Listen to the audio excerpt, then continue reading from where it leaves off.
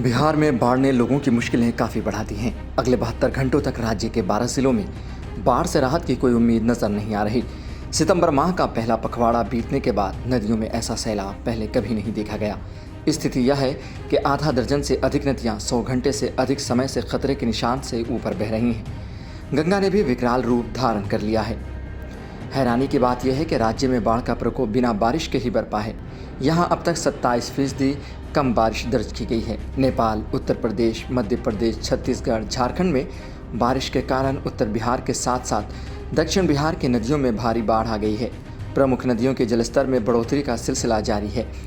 नदियों में बाढ़ के कारण फरक्का बैराज के साथ साथ इंद्रपुरी और वीरपुर बैराज के सभी गेट खोल दिए गए हैं। गंगा के अलावा कोसी, बूढ़ी गंडक, घाघरा, पुनपुन और सोन नदियों का जलस्तर लगातार खतरे के निशान से ऊपर पहुंच गया है। पटना से लेकर फरक्का तक गंगा का जलस्तर तेज़ी से बढ़ रहा है। स्थिति ये है कि भागलपुर शहर के कई इलाकों में पानी घुस गया है। सबौर, कहलगांव, NH-80 पर घोषपुर के पास पानी बह रहा है। इस बीच शनिवार को राज्य के नए इलाकों में पानी फैलने से बाढ़ पीड़ितों की संख्या बढ़ गई। 12 जिलों के 61 ब्लॉकों की 327 ग्राम पंचायतों के लोगों पर स्थानांतरण का खतरा मंडरा रहा है। हालात को देखते हुए नीतीश सरकार ने राहत और बचाव कार्य तेज कर दिया है। निचले इलाकों में फंसे लोगों को निकालने के लिए NDRF और SDRF की मदद ली जा रही है। परिवहन के लिए 1280 नावों का परिचालन किया जा रहा है। चिकित्सा सहायता के लिए 18 नाव एम्बुलेंस संचालित की जा रही हैं। बाढ़ पीड़ितों के बीच अब तक 57,500 पॉलीथीन शीट, 11,000 सूखे राशन के पैकेट बांटे जा चुके हैं। विभिन्न जिलों में 8 राहत शिविर और 125 सामुदायिक आउटरीच केंद्र चलाए जा रहे हैं। मुख्यमंत्री नीतीश कुमार ने बाढ़ पीड़ितों को पूरी सहायता देने का निर्देश दिया है। उन्होंने शनिवार को सड़क मार्ग से पटना के आसपास गंगा के बढ़ते जलस्तर का निरीक्षण किया। उन्होंने दीघा घाट से कंगन घाट तक गंगा पथ का निरीक्षण किया।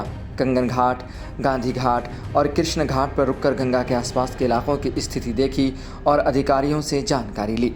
नीतीश कुमार ने पटना के DM को गंगा के किनारे के इलाकों में बढ़ते जलस्तर को देखते हुए सतर्क रहने और सभी तैयारियां रखने का निर्देश दिया है। उन्होंने कहा कि सरकारी खजाने पर पहला हक आपदा पीड़ितों का है। फिलहाल यह है कि अगले 72 घंटे बिहार के लिए मुश्किल भरे हैं।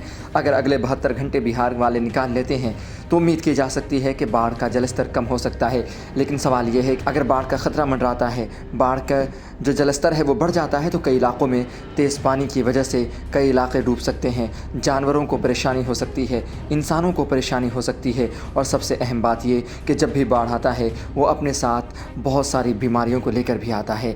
फिलहाल नीतीश कुमार की सरकार इस पर काम कर रही है कि लोगों को अच्छी सुविधा दी जाए, लेकिन सवाल यही है कि अगले 72 घंटे कैसे गुजारे जाएंगे। फिलहाल 72 घंटों के बाद ही पता लग पाएगा कि क्या हाल होता है। लेकिन आप ऐसी ही खबरों के लिए देखते रहें सहारा समय का समय डिजिटल।